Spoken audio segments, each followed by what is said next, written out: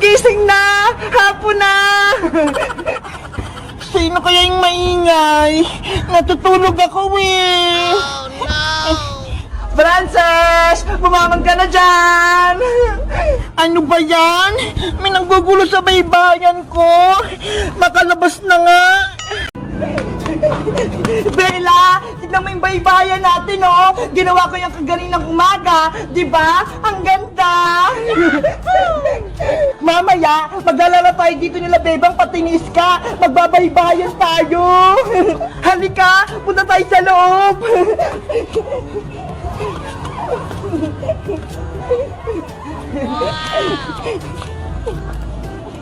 Diba? Ang lawak dito! Matutulog muna tayo habang inaantay natin si Bebang pati si Iska! Diyan ang pwesto mo! Dito naman ako! Para magkatabi tayo, isasara ko muna yung pinto para walang makapasok!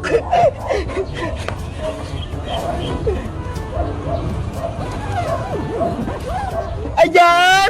Matulog na tayo! Bebang, antay! Iska, ilan yung score mo kanina sa exam ni Teacher Magda? Nakakuha ko ng 18/20, Bebang. Dalawa lang yung mali ko. Ikaw, ilan yung nakuha mo? 20/20 yung score ko. Wow! Perfect mo, Bebang, yung exam. Siyempre, nag-review ako kahapon. Sabi kasi ni nanay, mag-aaral akong mabuti. Si Princess kaya, nasaan? Bakit siya nag-absent ngayon? Naku, tinamad na naman yun pumasok. Hindi tuloy siya nakapag-exam. Lagot na siya kay Teacher Magda. Mababa na yung grades niya. Bebang, tignan mo yan, oh. May tin sa kalsada. Ang ganda. Ayaw nga, no. Kanino kaya yun? Tara, tignan natin. Antayin mo ko, Iska. Ang ganda nito, Iska. Parang baybayan. Kaya nga eh, ang ganda maglaro nito panigurado. Sino kayang nasa loob nito? Silipin natin, buksan natin yung pintuan. Sige, ako na magbubukas. Sigaw ako na eh. Hala, si Princess yung nasa loob, natutulog. Kaya pala siya nag-absent para maglaro ng baybayan. Pasaway talaga si Princess, no? Bebang, may naisip ako. Ano yun, Iska? I-vlog natin si Princess, buhatin natin tong tent niya. Ilipat natin habang siya'y natutulog. Baka naman magalit siya. Hindi yan, akong bahala sa'yo. Sige na nga. Isasara ko muna to.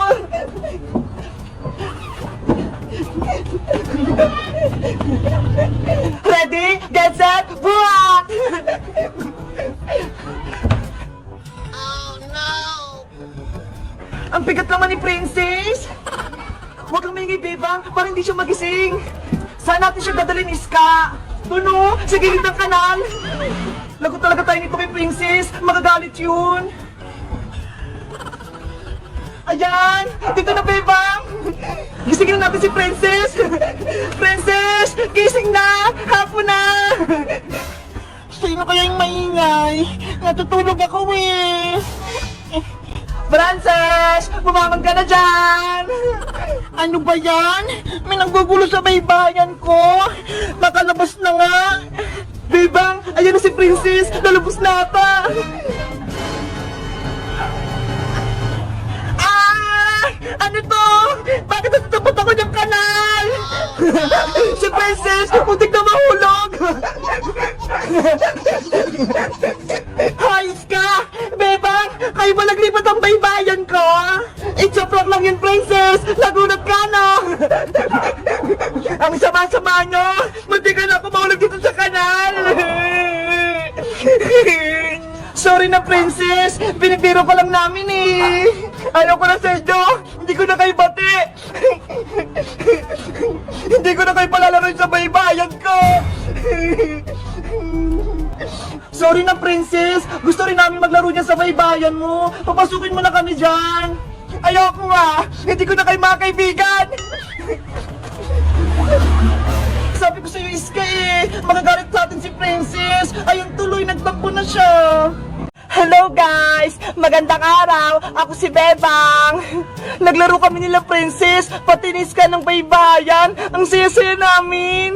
Kayo guys, gusto niyo rin pa maglaro ng baybayan? Katulad nito? Mag-comment lang kayo kung anong susunod naming video. Bye-bye!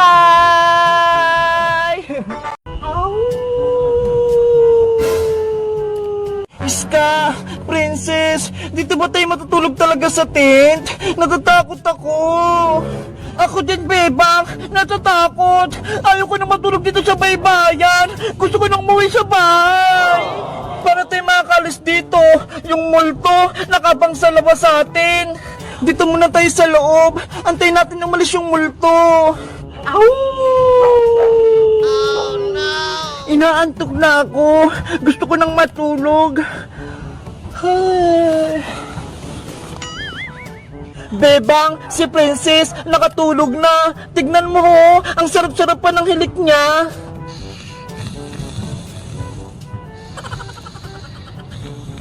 Iska, matulog ka na rin. Samahan mo si Princess. Ako naman, magbabantay ako sa labas para hindi tayo guloy ng multo. Sige, Bebang, mag-ingat ka sa pagbabantay ha. Matutulog na ako. Sana wala na yung multo.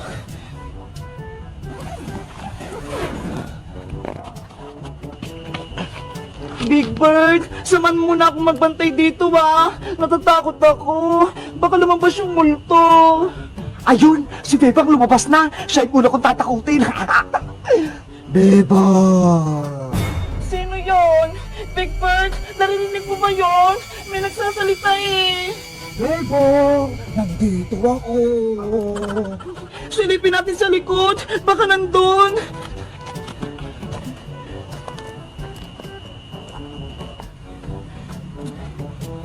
Wala naman tao dito ah. Ah! May multo! Nanay, tulong! Si Bebang, natakot! Ang bilis tumakbo! Ano yun? Bakit may ingay sa labas? Bebang! Nandyan ka pa ba? Siska naman yung tatakutin ko! Bebang! Nasaan na kaya si Bebang? Wala na siya rito ah! Iska! Yuhuu!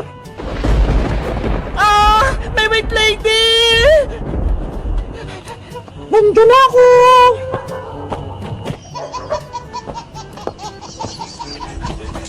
Princess! Uwi na ako! Ikaw lang bala dyan sa baybayan mo! Ayun! Umalis na rin si Iska! Si Princess na lang yung titira sa tent! Tatakutin ko rin siya sa loob!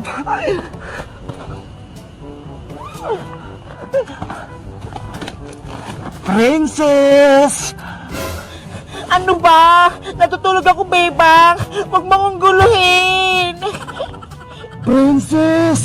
Bumangon ka na dyan! Ang kulit mo naman, Bebang! Sabi mamaya pa nga ako babangon eh! Raindrop, rock top, smoking up in the hot. Hindi ako si Bebang, no? Isa akong multo! Ow! Bebang! Ikaw ba yan? Tinatakot mo ako? Ah! Multo! Aray ko! Ang sakit! Ang dami ko ng bukol! Si Princess sinaktan ako! Ikaw pala yung multo boyong ha? Akala mo? Matatakot mo ako? Lagot ka kay Nanay Princess! Isusumbong kita! Iyakin ka pala eh! Umuwi ka na sa inyo! Ginugulo mo yung bahay-bahayan namin! Nanay! Si Boyong pa rin nanakot sa amin! Akala ko tunay na multo! Ayan tuloy! Nakatim siya kay Princess! Hello guys! Magandang araw! Ako si Princess! May binili si nanay natin! Eto! Ang ganda-ganda! Maglalaro kami mamaya ni Bebang pating Iska! Gagawin namin tong baybayan! Mag-comment lang kayo kung gusto niyo ng part 2! Bye-bye! Yay! Nagawa ko na! Tapos na yung tent ko! Ang ganda-ganda! Kahit tumulong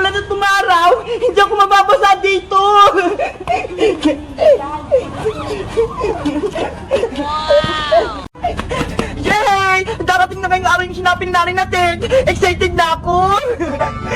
Maglalaro kami ni Bebang patinis ka ng baybayan. Kaso, ang tagal naman delivery rider. Tanghali na ha. Wala pa rin siya.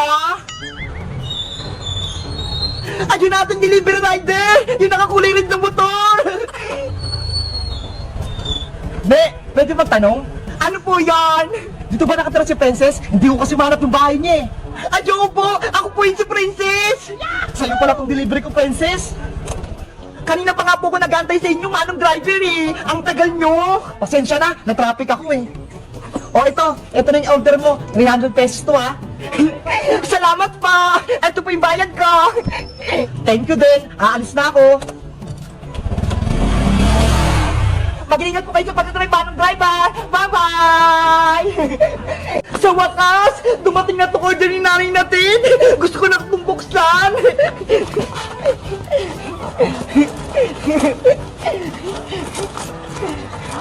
Ha? Saan kaya ito magandang itayo? Ay, dito na lang sa kalsada. Para mamaya, makita agad ito ni Bebang patinis ka.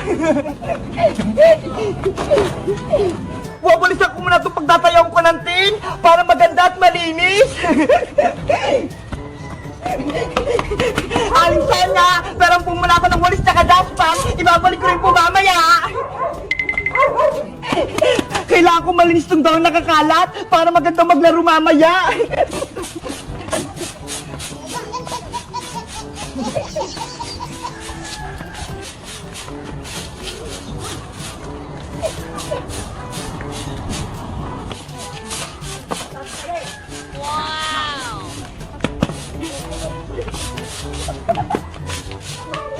Ito na! Malinis na! Ibabalik ko na ito kay Aling Sonia!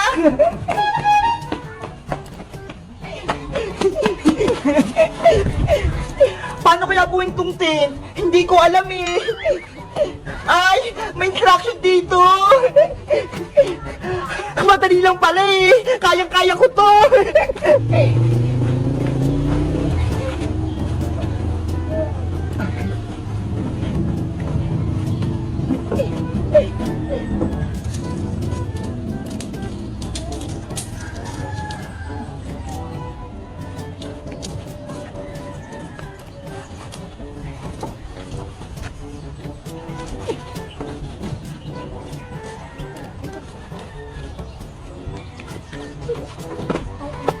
Itong stick na to, hindi pang patibay sa tin, kaya dapat matibay yung pagkalagay.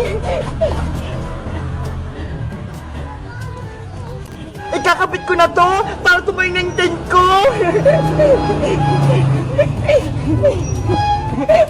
Ayan na, yung kabila naman.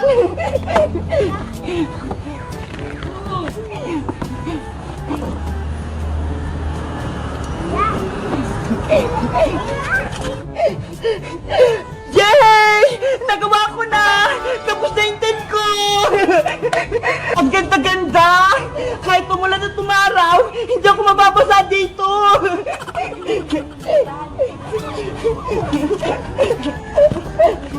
Ang lawak-lawak pa dito sa loob! Pwedeng matulog! Ang saya-saya ko! May baybayan na ako! Kaso, wala pa si Bebang pati si Iska. Ang tagal naman nila. Gusto ko na ito ipakita sa kanila eh. Hello guys! Bati na ulit kami ni Bebang pati ni Iska. Kasi si Boyong pasaway siya eh. Sinisira niya yung baybayan ko. Mabuti na lang, tinulungan nila ako. Mamayang gabi, matutulog kami rito. Panigurado masaya yun. Ano kayang gagawin namin? Magbubonfire kaya kami? Mag-comment lang kayo kung gusto nyo ng part 4. Bye-bye!